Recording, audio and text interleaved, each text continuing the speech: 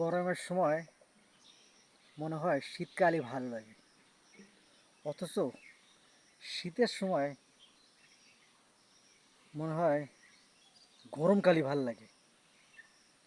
এখন এত গরম পড়ছে, সৃষ্টিকর্তা এই পৃথিবীর উপরে মনে হয় গজব ফেলাচ্ছে। কিছু কিছু সময় আছে বৃষ্টি নামে না, বৃষ্টি নামে না, বৃষ্টি নামেই না। তখন আমরা সবাই সৃষ্টিকর্তার কাছে দোয়া চাই, কিছু সৃষ্টিকর্তা বৃষ্টি দাও, বৃষ্টি দাও, বৃষ্টি দাও। আর যতই গরম পড়ুক, যে কোনো একটা গাছতলায় বসলে যদি বাতাস আসে, হালকা বাতাস শরীরের উপরে, ভাল লাগে। তো আমার মাঝে মধ্যে মনে হয় যে শীতকালের চাইতে গরমকাল অনেক ভালো, বিশেষ করে গ্রামে যারা বাস করে তাদের জন্য। আর শহরে যদি গরমকালে বিদ্যুৎ না থাকে, পুরিয়ে গরম, সহ্যই হয় না। মানে মনের ভিতরে শান্তি থাকে না, গরমকাল শীতকাল কোনো কালেই। আমার কাছে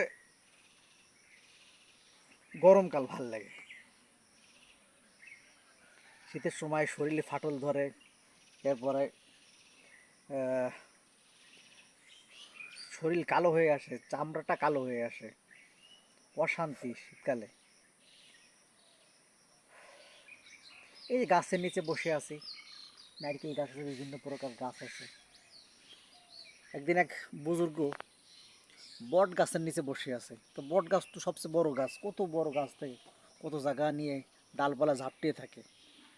তো উনি চিন্তা করতেছে, আল্লাহ রাব্বুল আলামিন এত বড় বট গাছ, এই বট গাছের ফলগুলো ছোট ছোট কেন, অথচ অন্য অন্য গাছের ফল সব বড় বড়। তো উনি বলতে বলতে ওই চিন্তা করতেছে, ঘুমায় গেছে। একটা বট গাছের ফল ওর কপালে, নাকের ডগায় এসে পড়ে, নাকের উপরে হালকা ব্যথা পাইছে। তখন হ্যাঁ মনে পড়লো, যদি আমি নারকেল গাছ তলায় বসতাম, নারকেল যদি মাথার উপরে পড়তো বা নাকের উপরে পড়তো, ফাইটি ওখানে মারা যেত সে। আমি নারকেল গাছ তলায় বসছি, উপরে নারকেল গাছ।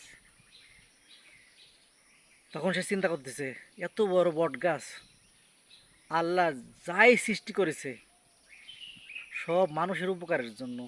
আমরা যখনই কষ্ট পাই, হাঁটতেছে হাঁটতেছে, বট গাছ পাইলে বট গাছের নিচে ছায়া, ওইখানেই বসে থাকি।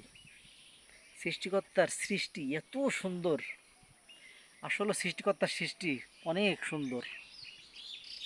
আর সৃষ্টিকর্তার সৃষ্টি নিয়ে যদি আমরা একটু চিন্তা করি, অবশ্যই অবশ্যই কে সৃষ্টিকর্তা, তিনি কে, কি জন্য পৃথিবী তৈরি করছে, এটা কিন্তু তা জানা যায়। তাই বেশি বেশি করে সৃষ্টির উপরে আমরা চিন্তা করব, গাছপালা, পশু পাখি, নদী, পাহাড়, পর্বত, যা কিছু আছে, যেখানে বসবো যা কিছু আছে তাই নিয়ে চিন্তা করব, মাথায় চিন্তা করব। তাহলে ইমান ঠিক হয়ে যাবে। ভিতরে যে রুহুটা আছে, আত্মাটা আছে বুকের ভিতরে, এর ভিতরেই আত্মা থাকে। তাহলে আমাদের ইমান ইমান ঠিক হয়ে যাবে। মৃত্যুর সময় জিহ্বা দিয়ে কলেমা বাহির হবে, লা ইলাহা ইল্লাল্লাহু মুহাম্মাদুর রাসূলুল্লাহ সাল্লাল্লাহু আলাইহি ওয়াসাল্লাম।